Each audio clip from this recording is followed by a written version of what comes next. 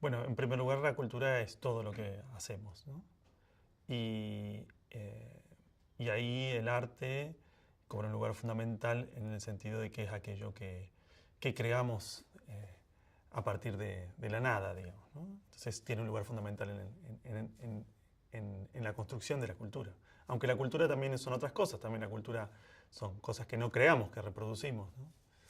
Y, y estos dos elementos para mí están íntimamente relacionados con la educación, con una educación posible. No sé si con la educación que conocemos, ¿no? Yo tengo como una perspectiva bastante crítica sobre la educación. Y creo que, como dice un colega, un educador y amigo chileno, que hay que separar la educación de la escuela, digamos, ¿no? Entonces, él dice que la escuela es el proceso de repetición de relaciones que ya están establecidas. En cambio, la educación es la creación de relaciones posibles. Y ahí, cuando entendemos que la educación es un proceso de creación de relaciones posibles, relaciones interpersonales, pero también relaciones con el entorno, con lo que veo, con el mundo, como lo explico y demás, es donde la cultura y el arte tienen un lugar muchísimo más fundamental, ¿no? Entonces yo entiendo que para que exista educación necesariamente tiene que haber producción cultural, tiene que haber expresión artística.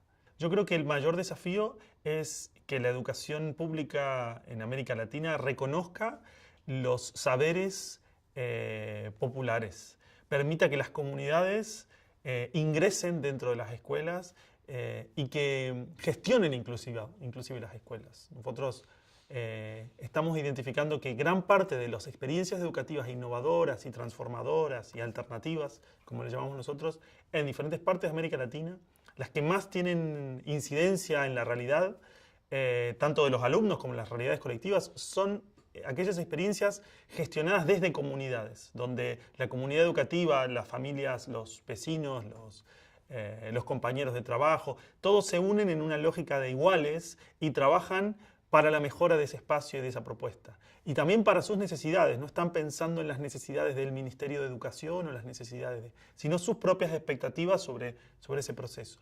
Y creo que en Latinoamérica tenemos una gran historia de movilizaciones y trabajo comunitario y territorial y producción de cultura desde el lugar de la comunidad y producción de saberes también, pero de alguna manera eso siempre ha estado separado de la escuela. Es como que la matriz europea y hegemónica de la escuela moderna no ha permitido que las otras formas de conocimiento y de saber y de hacer ingresen. Entonces parecería como que la escuela solamente tiene que enseñar determinadas cosas. Entonces solamente el objetivo de la escuela es llegar a la universidad. O solamente el objetivo de la escuela es transmitir determinados conocimientos que son validados por las comunidades científicas y demás, pero o adaptar a los niños al mercado, ¿no? Preparar para el mercado del trabajo, y desconoce todas las necesidades y potencialidades que tienen las comunidades y los territorios. Sí, los desafíos de la transformación de la escuela que estamos enumerando y otros tienen mucho que ver con problemas sociales y deudas, digamos, de la convivencia en las sociedades en las que vivimos hoy. Desde los problemas laborales, digamos, los horarios de trabajo, las familias no pueden dedicar tiempo a sus hijos porque generalmente están trabajando.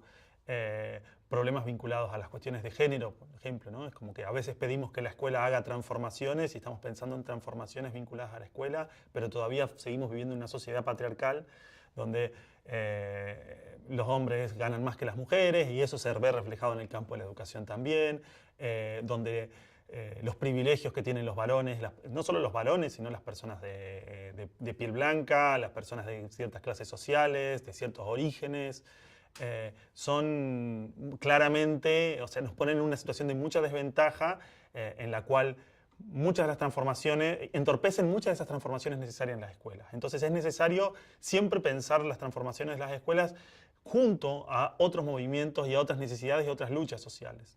Yo sí ahí creo que la educación tiene como un rol fundamental, porque si bien todas estas transformaciones que hacemos, que necesitamos hacer en educación, no las podemos hacer sin que cambien los demás sistemas sociales, sí podemos empezar a hacer algunas que ayuden a que esos sistemas sociales transformen, ¿no?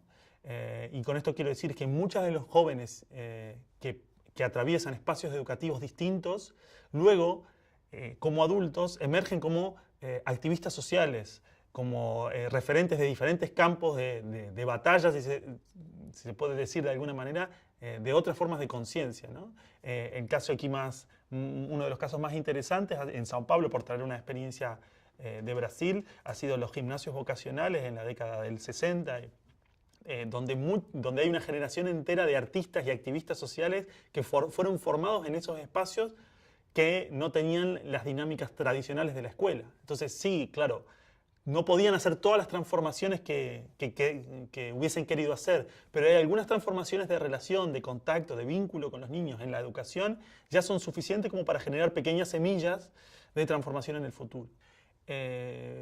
Yo comencé a producir el documental La Educación Prohibida siendo muy joven, tenía 20 años, y más que nada con la inquietud y con la búsqueda de, bueno, qué otras formas de educación había, qué críticas también al sistema educativo habían ahí afuera, ¿no? Yo también tenía mis críticas personales como alumno de la escuela, pero intuía que no era la única persona, que había otras personas pensando de manera distinta. Y lo cierto es que yo no me encontré con Paulo Freire en una clase magistral en la universidad o leyendo sus libros o por ahí, sino me encontré en una entrevista como esta que le hacía a alguien que había sido su discípulo. Cuando él lo menciona, yo no sabía quién era Paulo Freire. Y él me menciona algunas de sus ideas y enseguida como me resonaron. Claro, luego de esa entrevista yo fui a buscar los libros y leí todo lo que pude, ¿no? Y desde ese momento para aquí conocí a muchas otras personas que trabajaron con él. Y lo cierto es que entendí como una relación muy íntima con el trabajo, ¿no? Paulo Freire está citado en el documental, pero también está en cada una de las personas que entrevistamos muy probablemente, porque tiene sus ideas tienen mucho que ver con la necesidad de un nuevo pensamiento pedagógico desde Latinoamérica, ¿no? Para Latinoamérica, pero desde nuestro territorio. Y es que en el resto de los países de Latinoamérica, Paulo Freire es una figura pero clave, digamos, es como el educador de Latinoamérica. Y aquí a veces no es tan mencionado por los docentes, no lo escucho tan regularmente, ¿no? Pero creo que es importante revalorizar el trabajo de Paulo Freire y un poco el trabajo que nosotros tratamos de hacer es identificar experiencias que estén vinculadas a su trabajo y al de otros pensadores de la educación y de la pedagogía de Latinoamérica. Yo soy un defensor de la educación pública, digamos, y eso en primer lugar, pero creo que no radica ahí el problema, digamos. El problema, para mí, tanto la escuela pública como la escuela privada reproducen esa escuela que no ve a los sujetos, esa escuela que concentra en los contenidos, esa escuela de la educación del conocimiento bancario, digamos. Están en los dos esquemas es lo mismo, no es muy distinto. La diferencia es que unos tienen más recursos con los cuales ejecutarlos, pero no es muy diferente, ¿no? Incluso hay muchas corrientes de tendencia de innovación que se dan en las escuelas privadas que son una profundización del mismo modelo que es terrible y es nefasto de negación de los niños y de los sujetos y de sus saberes, digamos. En general, la educación privada no es más liberadora, digamos, no por tener más recursos. De hecho, todo lo contrario, es más opresora, digamos. Es como que se notan mucho más las desigualdades, los problemas dentro de la educación privada. Entonces, yo ahí creo que sí que si bien en términos económicos y de recursos la educación pública tiene una desventaja, tiene una posibilidad y una potencialidad en términos del encuentro con la diversidad que la educación privada no tiene. Entonces, para mí el desafío es pensar una escuela que sea financiada por el Estado integralmente, que el Estado garantice el derecho a la educación, pero que sea pensada y organizada desde abajo hacia arriba, no desde los centros de poder. Y ahí ni la escuela privada ni la escuela pública hasta ahora han podido hacer eso, ¿no? Entonces tal vez la importancia sería cómo comunalizar la escuela pública, cómo que vuelva a los actores del territorio, ¿no? Sí, yo pensaría que la democratización de la educación, hay varias formas de entenderla, ¿no? Pero viene por ahí.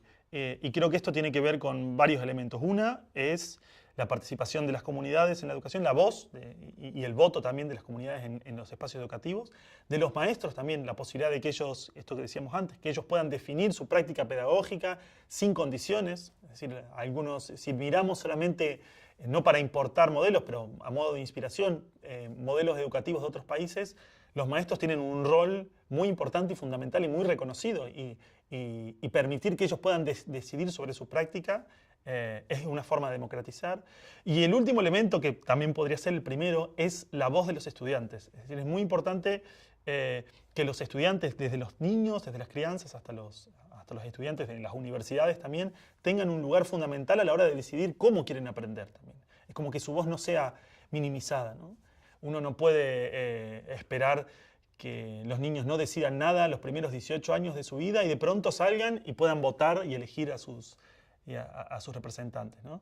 Pero ojo, no es solamente que salgan para elegir a sus representantes, sino que tengan un rol activo en el espacio donde viven. Y empezando por la escuela, por el barrio, por sus familias, ¿no? Y cada vez un poco más. La cuestión de la innovación, yo soy bastante crítico del concepto de la innovación educativa. No sé si aquí le llaman igual, creo que sí, pero... porque creo que la innovación es como el icono un poco de la posmodernidad. Entonces, tenemos que estar siempre innovando y transformando y cambiando, ¿no? Y está muy relacionado a esta cuestión del desarrollo propia del capitalismo, ¿no? De las estructuras de poder, digamos. Entonces, parecería ahora que para no quedarnos atrás en el sistema educativo hay que estar comprando y actualizando las tecnologías y haciendo cursos de perfeccionamiento y no sé si muchas veces esas innovaciones, o yo dudo de que muchas de esas innovaciones realmente vayan al fondo, digamos, al problema de fondo, que tiene más que ver con, para mí, un problema humano, digamos, de la relación, de cómo entendemos la educación, no de cómo hacemos para que tenga mejores resultados, ¿no? Entonces creo que tendríamos que alejarnos de esa pregunta de los mejores resultados. No son los resultados lo que deberíamos estar buscando, digamos. Es procesos de desarrollo, de transformación, de relación mucho más legítimos, genuinos y profundos. Que creo que uno de los grandes crisis o problemas que tenemos como en la humanidad tiene mucho que ver con cómo cada uno y cada una de nosotras hemos ido negando y hemos ido negando nuestro ser interior, digamos, nuestra expresión. O sea, el arte es una de las formas, pero hay muchas formas en las que expresamos nuestra individualidad, nuestra identidad más profunda. Creo que la escuela y la familia también, la institución de la familia y las diferentes instituciones como tradicionales han colaborado en acallar, digamos, la individualidad y el sentido profundo de cada uno y de cada una. Entonces, sí pienso en una institución o en un espacio, en una comunidad que cuide de esa identidad y de esa individualidad, de esa sensibilidad que tienen los niños y que nosotros tenemos muy guardada en el fondo, a veces algunos de ellos muy reprimida y muy aplastada, y que hay que hacer un proceso de desaprendizaje, de deconstrucción de todo eso, ¿no?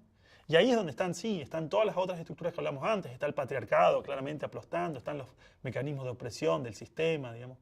La academia también, con sus formas de entender el conocimiento válido y todo eso. Pero creo que un proceso que tenemos que hacer es cada uno y cada una empezar a como desarmar y a quitarnos las capas, ¿no? Con las que hemos ido cubiertos para sobrevivir. Entonces,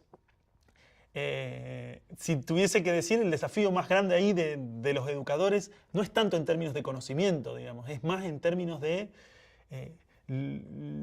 posibilitar relaciones, o sea, construir relaciones con los alumnos y entre los alumnos y en la comunidad que posibiliten que emerja eso que ha sido tradicionalmente silenciado y acallado, ¿no?